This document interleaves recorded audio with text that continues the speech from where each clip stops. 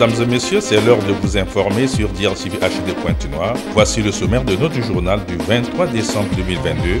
Mongo Pougou, journée scientifique sur le recensement administratif à vocation d'état civil. Oui, remise des jouets aux enfants de Inda par la Fondation Congo Assistance. Bienvenue à tous.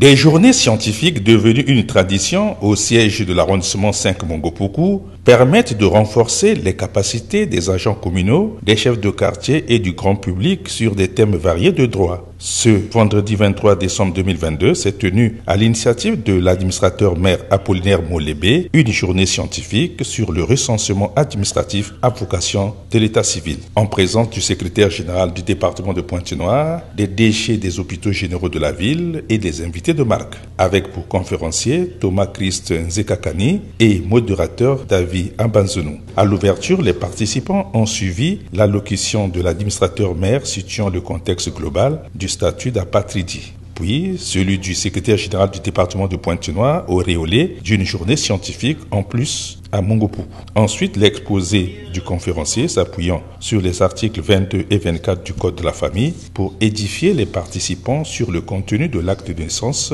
le recensement de l'apatridie et ses conséquences dans le fichier de la bonne tenue de l'état civil. Le recensement peut se définir comme étant l'opération administrative qui consiste à faire le dénombrement de la population. Recenser, c'est donc collecter des informations concernant successivement toutes les entités territoriales sur une période donnée. Qu'est-ce que c'est que l'état civil? Eh bien, quand on regarde dans les textes, l'état civil, c'est le seul, c'est l'unique moyen de comptabiliser tous les habitants en recensant les naissances, les décès, les situations matrimoniales des habitants. C'est cet enregistrement-là qui constitue la base légale de la personnalité de l'individu.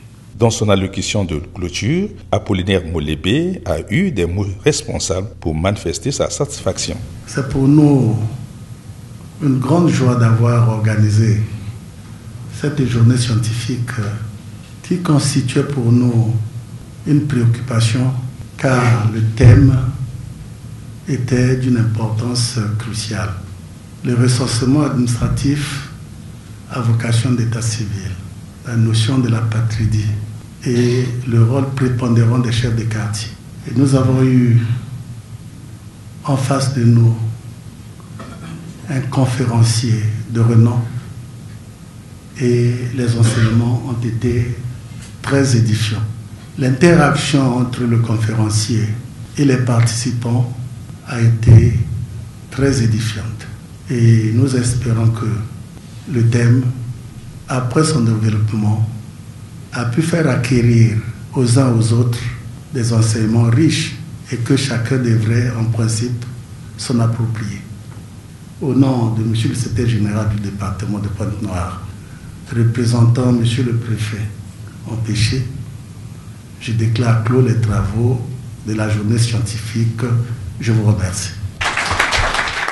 Une journée scientifique qui a pris fin dans un climat convivial, dans l'espoir que cette tradition se pérennise en 2023.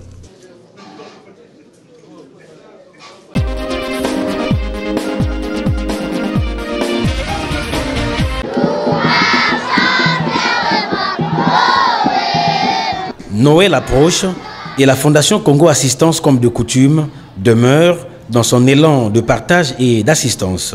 Le jeudi 22 décembre 2022, en partenariat avec l'Association chinoise du commerce au Congo, elle a procédé à la remise de jouets aux enfants de Inda dans le département du Kwilu, à la grande satisfaction des parents. C'est Félicité Meno Diop Tilumbu, représentante de la Fondation Congo Assistance, antenne de Pointe-Noire Kwilu, qui a conduit la délégation des donateurs.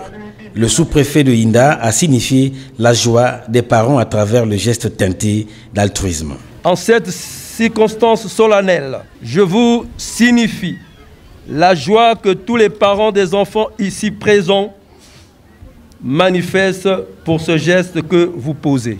Aux enfants heureux récipiendaires, je vous souhaite bonne et heureuse fête de nativité.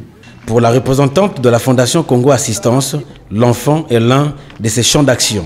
La Fondation Congo Assistance, organisation non gouvernementale, présidée par Madame Antoinette Sassou Nguesso, a toujours célébré la fête de la nativité avec les enfants. Surtout que la petite enfance est l'un de ses champs d'action. L'année dernière, nous avons été à Luango. Aujourd'hui, nous voici à la sous-préfecture de Yinda, où nous allons apporter la joie de cette fête de Noël à 400 enfants. Nous ne sommes pas venus seuls. Nous sommes accompagnés de notre partenaire, l'Association chinoise du commerce au Congo, représentée par Madame Ji, et sa délégation que vous voyez devant nous. Ainsi, la parole de remerciement des bénéficiaires s'est aussitôt fait entendre. Merci à maman Antoinette Sassou Nguesso. Après, le déparasitage systématique des enfants a constitué la dernière étape de cette cérémonie.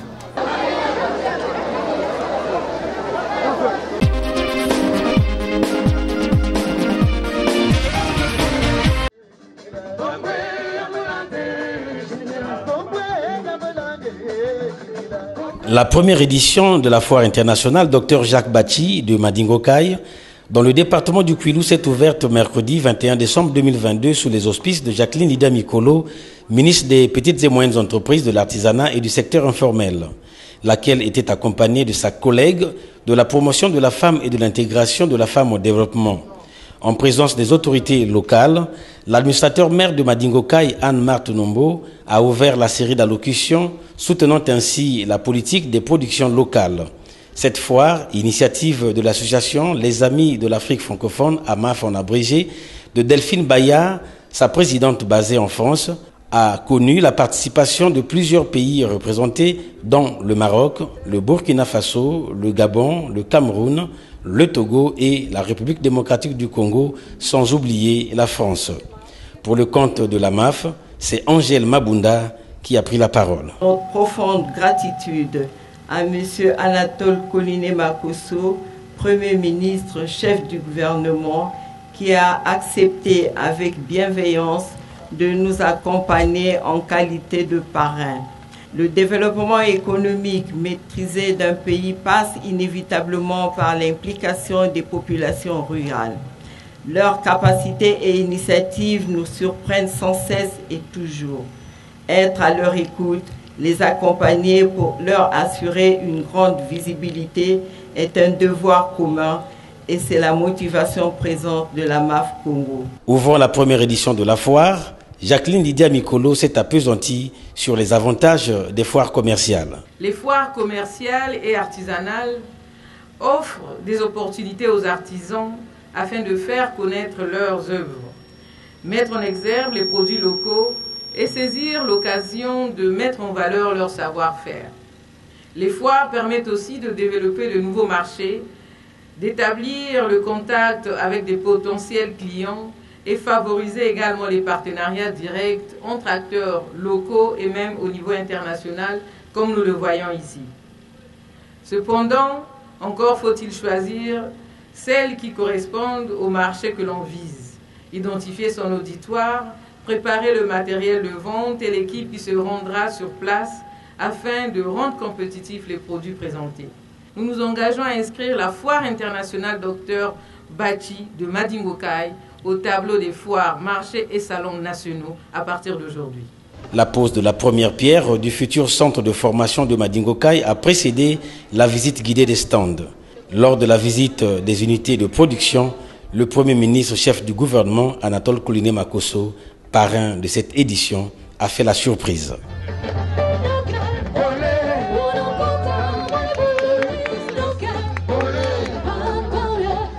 La contribution de la femme à la promotion de l'économie verte et l'atténuation des changements climatiques, voilà le thème retenu pour cette première édition.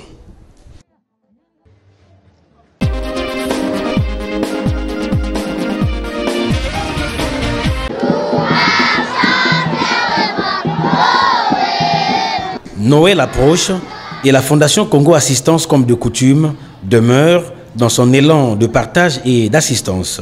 Le jeudi 22 décembre 2022, en partenariat avec l'Association chinoise du commerce au Congo, elle a procédé à la remise de jouets aux enfants de Inda dans le département du Kwilu, à la grande satisfaction des parents. C'est félicité Meno Diop Tilumbu, représentante de la Fondation Congo Assistance, antenne de Pointe-Noire Kwilu, qui a conduit la délégation des donateurs. Le sous-préfet de Inda a signifié la joie des parents à travers le geste teinté d'altruisme. En cette circonstance solennelle, je vous signifie la joie que tous les parents des enfants ici présents manifestent pour ce geste que vous posez. Aux enfants heureux récipiendaires, je vous souhaite bonne et heureuse fête de nativité. Pour la représentante de la Fondation Congo Assistance, l'enfant est l'un de ses champs d'action. La Fondation Congo Assistance, organisation non gouvernementale, présidée par Madame Antoinette Sassou Nguesso, a toujours célébré la fête de la nativité avec les enfants. Surtout que la petite enfance est l'un de ses champs d'action. L'année dernière, nous avons été à Luango. Aujourd'hui, nous voici à la sous-préfecture de Inda, où nous allons apporter la joie de cette fête de Noël à 400 enfants. Nous ne sommes pas venus seuls. Nous sommes accompagnés de notre partenaire, l'Association chinoise du commerce au Congo, représentée par Madame Ji, et sa délégation que vous voyez devant nous. Ainsi, la parole de remerciement des bénéficiaires s'est aussitôt fait entendre. Merci à maman Antoinette Sassou Nguesso. Après, le déparasitage systématique des enfants a constitué la dernière étape de cette cérémonie.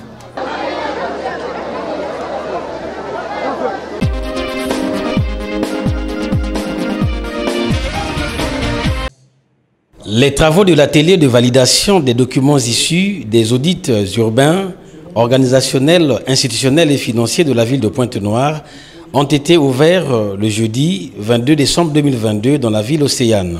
Les travaux de cet atelier ouverts par l'honorable Gabriel Misatou, premier vice-président du conseil départemental et municipal de Pointe-Noire, s'inscrivent dans le droit fil des activités de la composante 2 du projet d'URCAP. Pour permettre l'amélioration des performances en gestion urbaine des municipalités de Pointe-Noire et Brazzaville, il a fallu le concours de l'unité de gestion du projet d'URCAP. Il a été constaté de graves dysfonctionnements dus principalement à la faiblesse des finances locales et à l'organisation inefficace des services municipaux. Ces difficultés constituent des contraintes majeures à la conduite efficace des programmes de développement urbain durable, notamment les stratégies de restructuration urbaine pour répondre à une demande sociale grandissante et lutter contre la pauvreté. Face à la situation des municipalités de Brazzaville et de Pointe-Noire, que je viens de décrire précédemment, des actions concrètes se révèlent nécessaires pour améliorer leur gouvernance et leur performance en gestion urbaine, aptes à produire des dynamiques de développement local par le renforcement des capacités managériales et techniques du personnel, le renforcement des modalités de financement et l'amélioration de la fiscalité locale afin de parvenir à une meilleure mobilisation et une allocation des ressources financières propres à financer les investissements urbains. Ouvrant les travaux de cet atelier, Gabriel Misatou, premier vice-président du conseil départemental et municipal de Pointe-Noire, a reconnu les efforts consentis par le gouvernement de la République pour l'amélioration des conditions de vie des populations par le projet de développement urbain. Depuis plusieurs années, le gouvernement de la République consent des efforts louables pour l'amélioration des conditions de vie des populations à travers le projet développement urbain et redressement des quartiers précaires. Les dotations mises à disposition pour soutenir le processus de développement local ont permis à la ville de Pointe-Noire de rehausser la qualité de ses infrastructures et équipements de base dans les quartiers Mboukou et Tinyambi 1. Cette démarche a pour finalité la facilitation de l'accès des citoyens aux services sociaux de base à la faveur de la composante 2 de ce même projet. Les audits urbains, organisationnels, institutionnels et financiers ont été réalisés en vue de diagnostiquer les dysfonctionnements et autres insuffisances constatées dans le fonctionnement de l'appareil municipal. Peu avant la cérémonie relative à cet atelier, Evelyne Tchitchele, maire de la ville de Pointe-Noire, a reçu les documents et clés du marché du quartier Culotte des mains du coordonnateur du projet d'URCAP, marché dont les travaux sont arrivés à leur terme.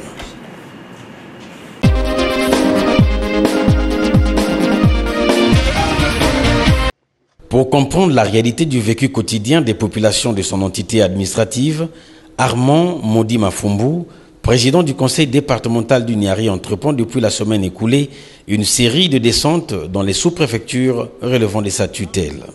Pour une première phase, il est arrivé dans les districts de Makabana, Mayoko, Mbinda, Mungundu Nord, Mungundu Sud, Mutamba 2, Divenier et Kibangu. Partout, son discours a été le même, restituer le message du président de la République sur le contenu réel de la décentralisation. Il ne vous a pas échappé qu'il y a quelques jours, le président de la République, lors de son discours sur l'état de la nation au Parlement réuni en Congrès, le président de la République a reprécisé sa pensée qu'il a esquissée dans son projet de société « Ensemble poursuivons la marche ». Il a reprofilé cette pensée en nous interpellant tous, nous en tant que collectivité locale, pour donner du contenu à la décentralisation. Ici, il y a une chose à retenir. Le président de la République a voulu en fait nous poser la question de savoir la décentralisation a-t-elle un sens? Voilà ce qu'il faut retenir de tout ce que le président a dit. La décentralisation a-t-elle un sens? Cette question, ce n'est pas que le président qui se l'est posée. Mais en fait, c'est tous les esprits qui devaient se poser cette question après avoir écouté le chef de l'État. C'est donc fort de cette exhortation du président de la République qui interpellait les bureaux de collectivités locales que nous sommes à donner du contenu que nous nous sommes posé cette question. Ici, le sens qu'il faut donner ici, ça ne veut pas dire quelque chose qui se justifie. Le sens qu'il faut se donner ici, quel est l'avenir, le destin de la décentralisation dans notre pays? Le président du conseil départemental du Niari et sa suite ont écouté les doléances des populations avant qu'elles ne leur soient transmises par voie administrative. Parmi ces doléances, l'on retiendra le manque d'eau potable, la construction des marchés domaniaux dans certains districts, l'intégration des bénévoles à la fonction publique territoriale dans les domaines de l'éducation et de la santé, puis le manque de plateaux techniques et médicaments dans les centres de santé intégrés. L'aménagement des pistes agricoles et autres voiries urbaines font partie intégrante des grands maux qui minent tout aussi ces populations. Des problèmes qui intégreront le plan stratégique de développement local une fois les crédits affectés, a précisé Armand Modi Mafumbu. Le travail de collecte de données permettra au conseil départemental du Niari de réagir adroitement car ces préoccupations ont bel et bien été relevées par les populations elles-mêmes. Dans un proche avenir, le président du conseil départemental du Niari compte poursuivre sa randonnée à Kimongo, Londelakaï, Louvakou, Banda et Yaya.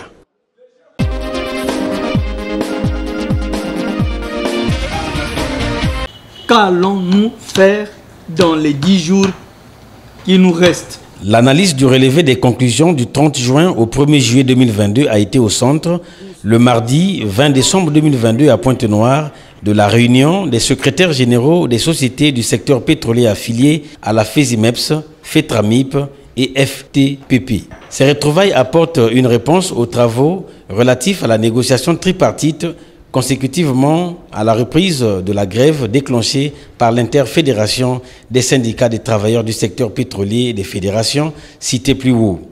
Après plusieurs mois de suspension de la grève, les choses n'avancent pas tenant compte des conclusions arrêtées par les parties prenantes.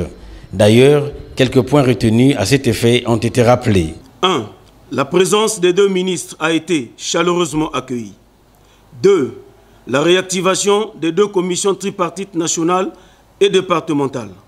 3. L'engagement de l'administration à faire appliquer les dispositions pertinentes du relevé des conclusions du 5 juin 2018, à commencer par les 6 entreprises préalablement identifiées: Boss Congo, Renko, Ceci Congo, Friedlander, Pregioso et Sissim. 4. La nécessité d'un accompagnement de l'administration pour juguler les licenciements abusifs dans le secteur pétrolier à partir des chantiers. Après la lecture des conclusions des négociations tripartites, les participants à la réunion de ce jour ont unanimement décidé d'attendre jusqu'au 30 décembre 2022, date butoir d'exécution des décisions arrêtées. Au terme de cette rencontre, que peut-on retenir? Depuis que nous avons donc fini avec le gouvernement et l'Uni-Congo, c'est nous qui sommes allés vers la direction départementale du travail et la direction des hydrocarbures pour essayer de booster les autres et leur dire, mais depuis que nous nous sommes retrouvés à l'hôtel Atlantique pendant la grève, nous avons eu un relevé des conclusions, mais jusque-là, il n'y a qu'un seul point. Celui qui a été respecté, c'est celui de la révision des grilles, alors qu'on avait dit que tous les 2 mois, on devrait faire le point. Alors, jusque-là, nous nous sommes dit, mais donc il n'y a pas eu la volonté d'avancer. Qu'est-ce que nous allons faire? Nous allons donc aller jusqu'à la date butoir, c'est-à-dire jusqu'au 31 décembre. Si rien n'est fait, comme la grève n'avait jamais été levée, nous allons aller encore en grève pour essayer un peu d'éveiller les esprits de l'Uni-Congo qui a signé ensemble avec nous le relevé des conclusions du 1er juillet 2022 à l'hôtel Atlantique, et peut-être aussi le gouvernement, parce que jusque-là, vraiment rien n'est fait. Une minute de silence a été observée en mémoire de 2 responsables syndicaux rappelés à Dieu. Merci.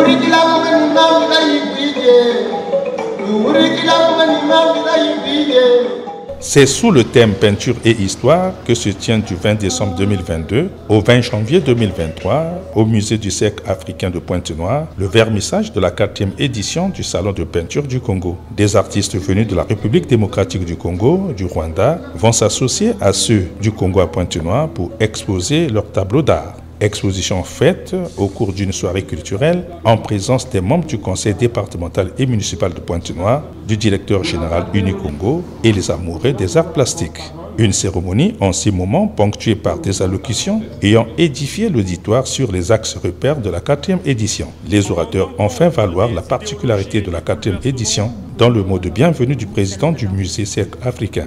La présidente de la fondation, Maono, recadre le manque d'intérêt du travail des artistes par les acteurs publics. Vous êtes les dépositaires de l'espoir de nos pays et du rayonnement de leur culture, aussi riche que diversifiée.